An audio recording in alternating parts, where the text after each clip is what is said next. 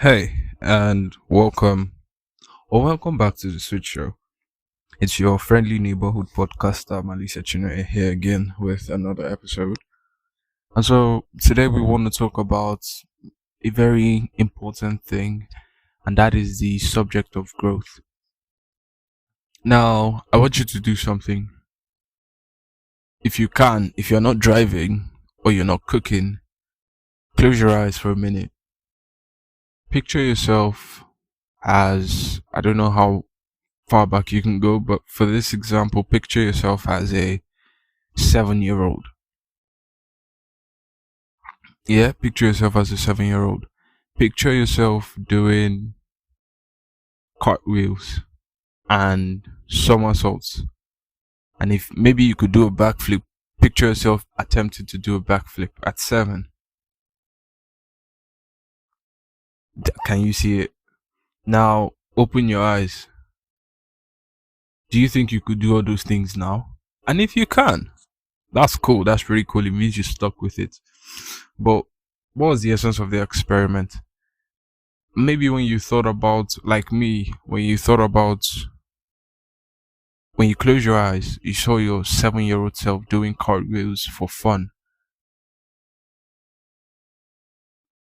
It was fun and you smiled.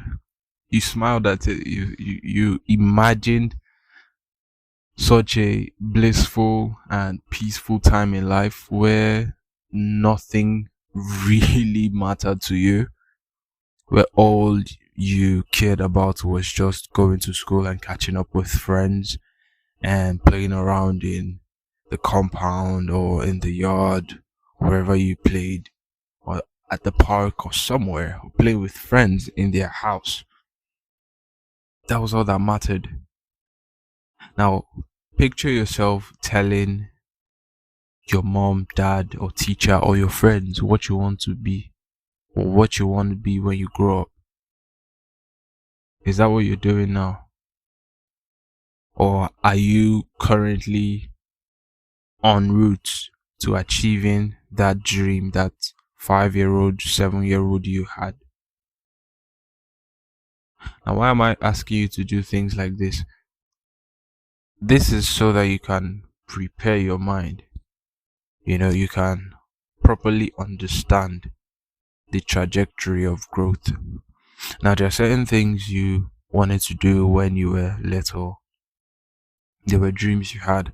I, for one, whenever I was asked whatever I want, or whenever I was asked what I want to be when I grow up, I had these three answers on lock: engineer, pastor, and a soldier. An engineer, pastor, and a soldier. Number one, I did not go to the defense academy, so being a soldier, I can still be a soldier, but I don't want to do that.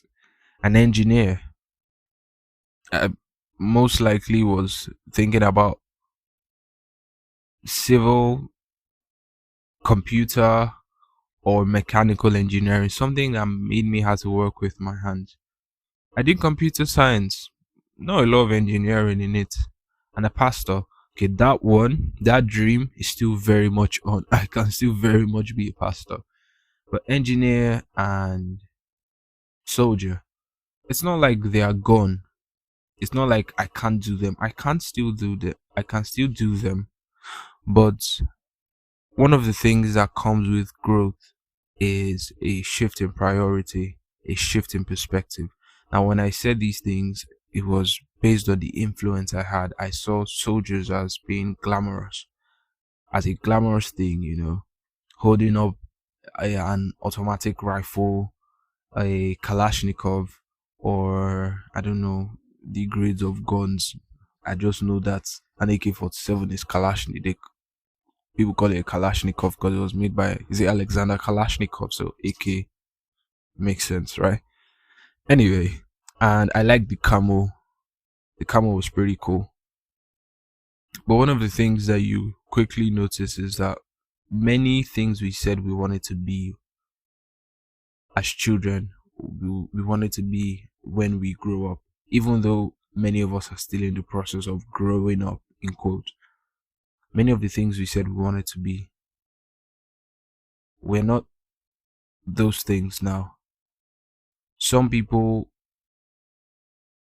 were so fixed, so fixated on their dreams of, for example, becoming a doctor. They did very well in sciences in primary school. Basic science was the course they excelled in the most. With mathematics, with anything that had to do with sciences, they did really well. They got into secondary school and it was the same story.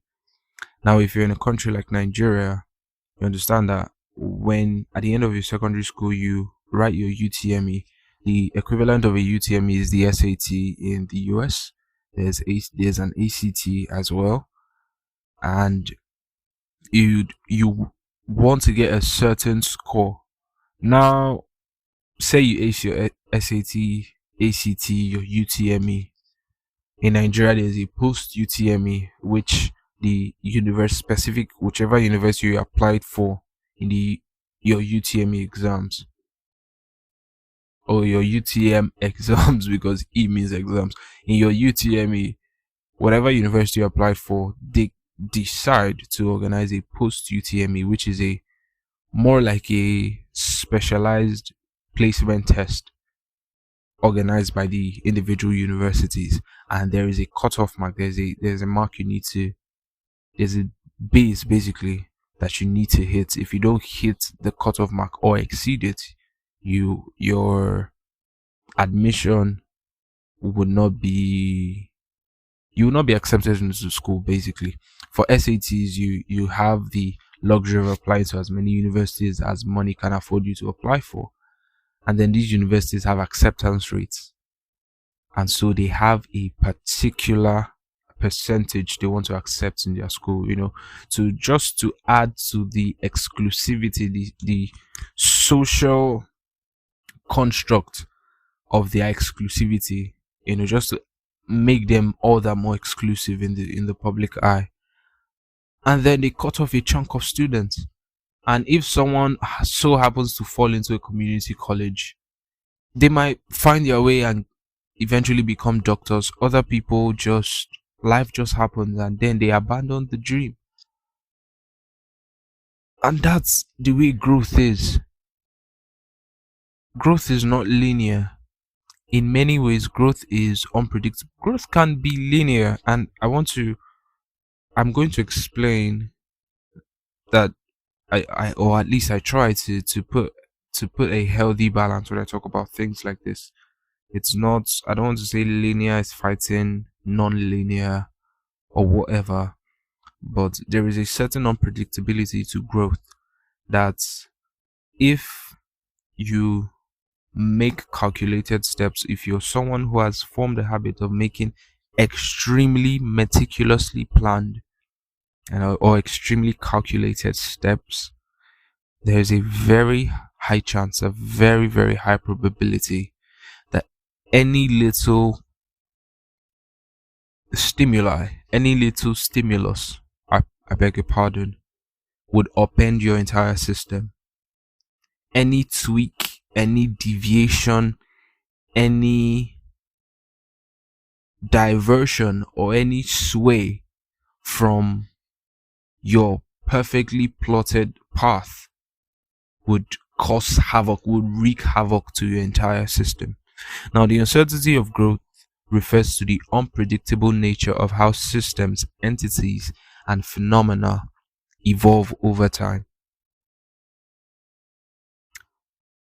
Take it again. The uncertainty of growth refers to the unpredictable nature, the unpredictability of how systems, entities, and phenomena evolve over time. Now, for you to properly understand it in layman terms, what it's saying is that you don't really know how things evolve, how people, and how systems evolve over time. Yeah, systems, people can take different paths, and one of the most unpredictable things, in quotes, on the surface of the earth is human beings. Because of this beautiful gift called free will, we are so unpredictable. You have no idea what someone could be living under your roof, moving right under your nose, and you have no idea what their next plan is. The Bible says something, and it's a punchy verse. It's a punchy verse of scripture. It says, "The heart of man is desperately wicked. Who can know it?" It says man's heart is so wicked. Why it says that is that it is in our nature. Wickedness is inherently in our nature. But for the blood of Jesus and for the grace of Christ, we are we have the proclivity to be wicked. And wickedness doesn't mean callous dictatorship or brutality. Wickedness also means selfishness. And I get it, dictatorship has to do with selfishness, but it doesn't have to be a dictatorial. You don't have to be a dictator basically before you say, oh, that's example of wickedness. It can just be selfishness. You're only thinking about yourself. Now, putting yourself first and thinking only about yourself are two different things. All right. I just want to make that distinction so that I can move on. Now, humans are so unpredictable. The Bible also says that it is the spirit of a man that knows the man.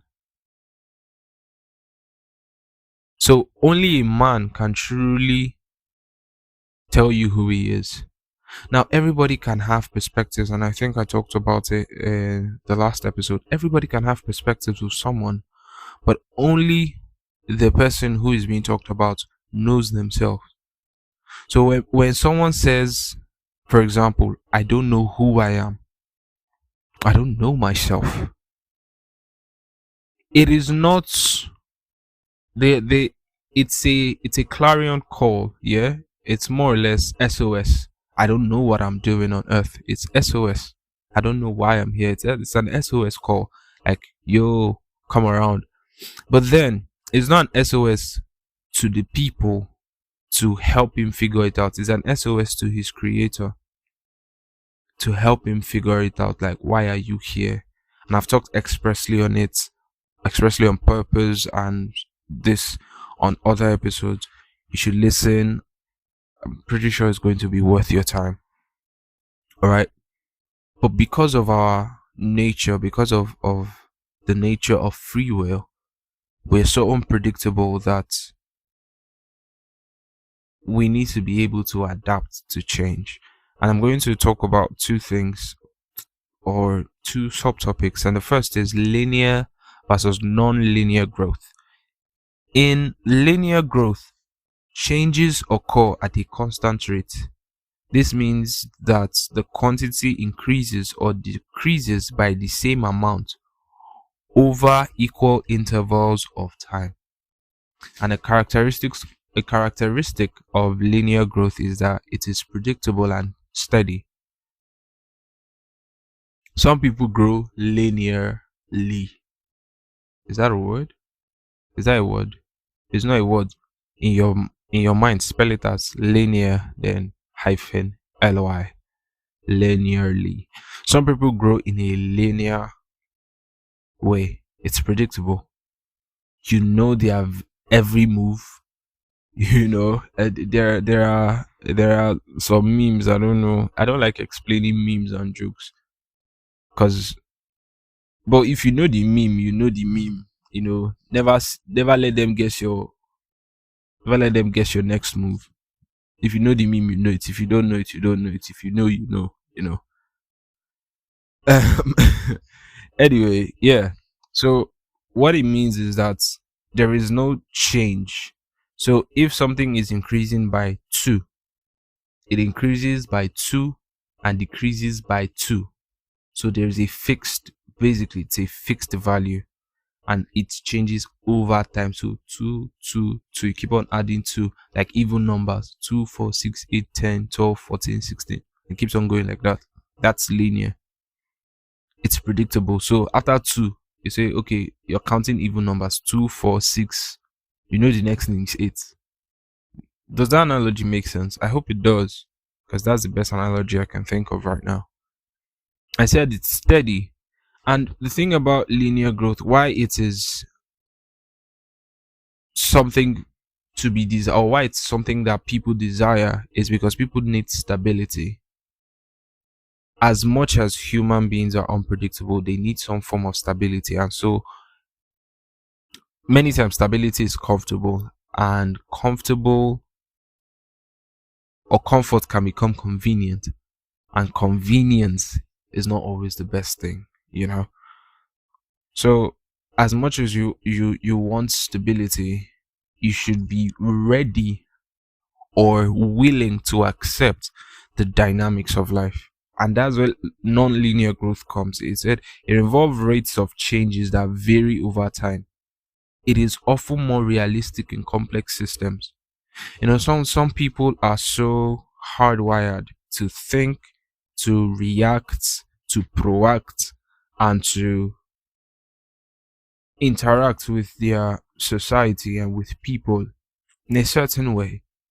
And then when they are made to change their MO, their modus operandi, when they are made to change everything they once held there as a canon, everything just goes to, I wanted to use a French word, but everything just goes to, just goes crazy. Everything just goes alright, goes wild and mad, and it's like they don't even know what they are doing. And many times these things happen in work environments where someone is so uptight, they clench their butt cheeks together, their tie is suffocating them, they are so by the book, they don't know how to think out of the box. And then when there is a question posed, they answer it, in the logical, by the book way. And then the CEO or the manager says, "That's a solid answer, but that's not what I'm looking for." Everything they've held to be true just goes out the window. Like, what? This is the answer I've given everywhere, and it has gotten me recognition. What does this man mean?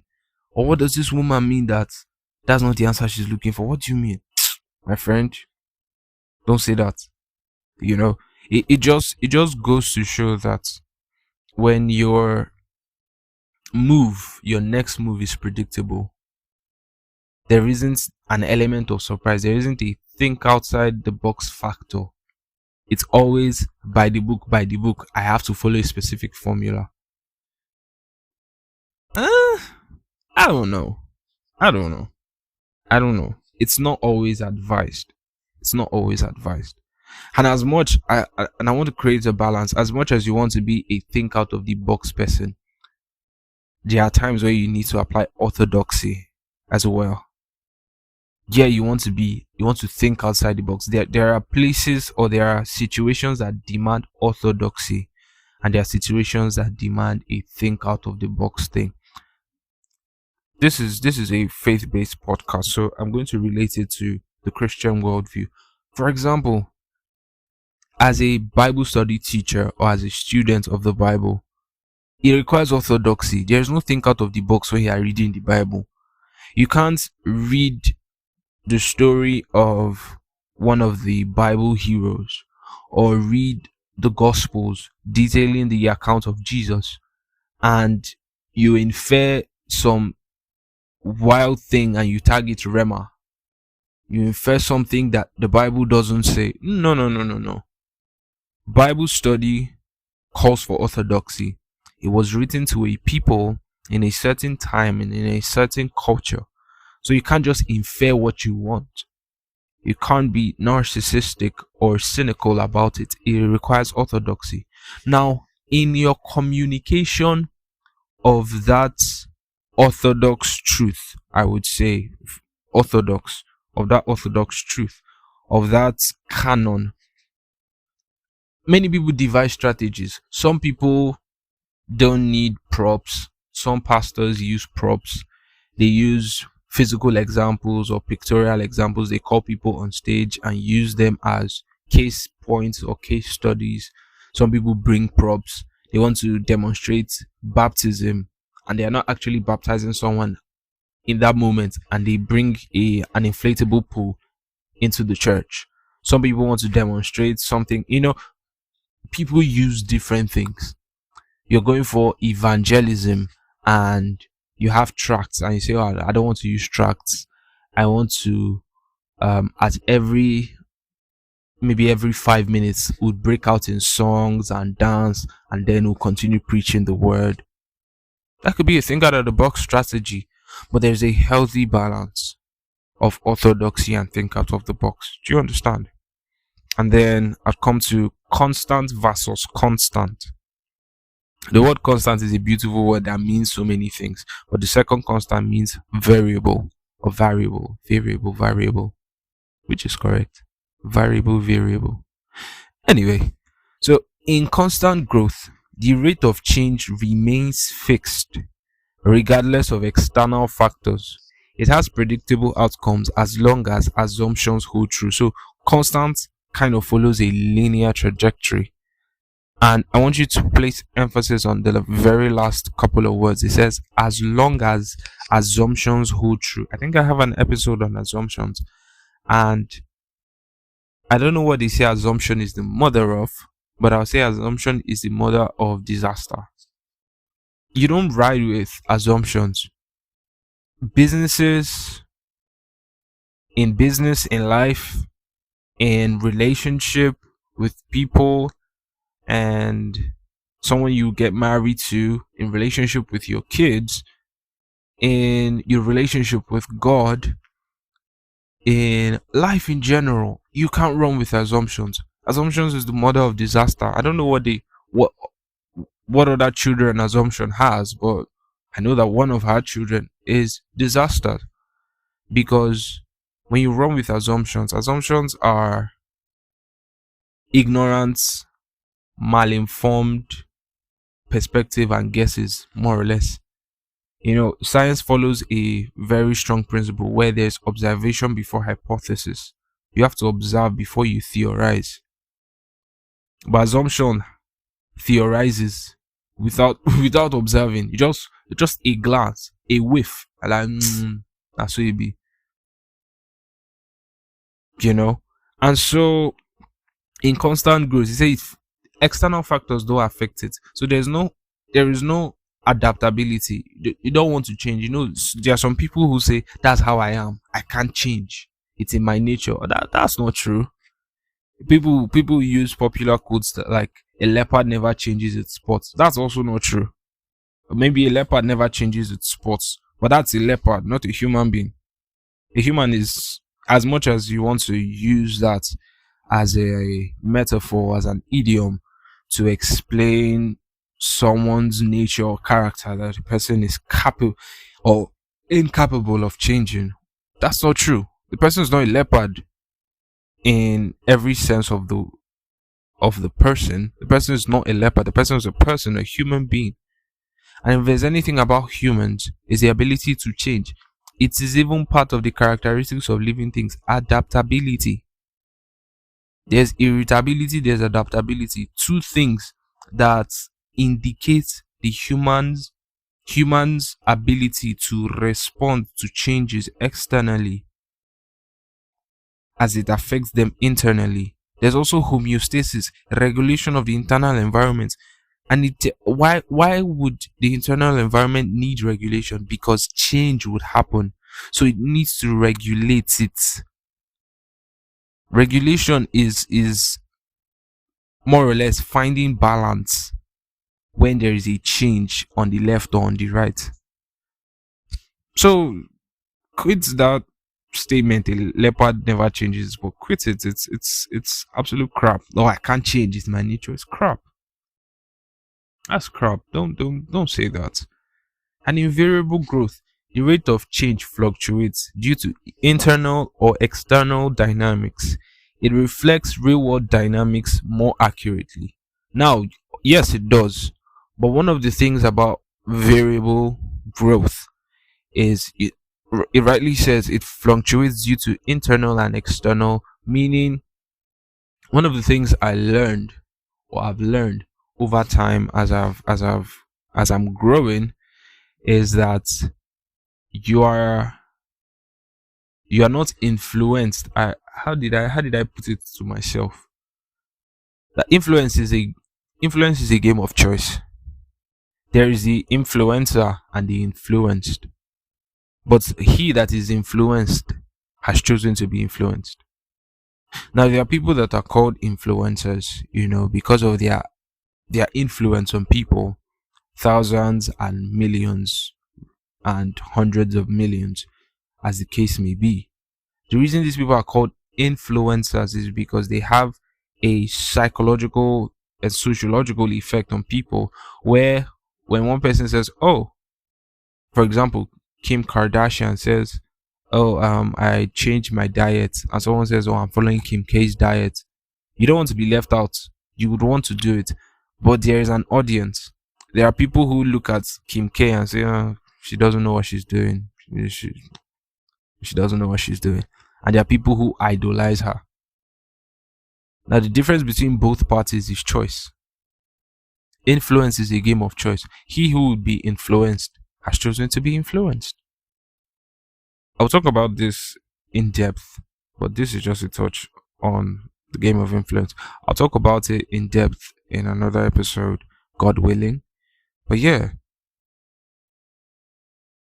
the balance I'm trying to create in everything is constant and variable growth. Where I can relate constant growth to is, again, this is a faith-based podcast. I have to make a disclaimer again.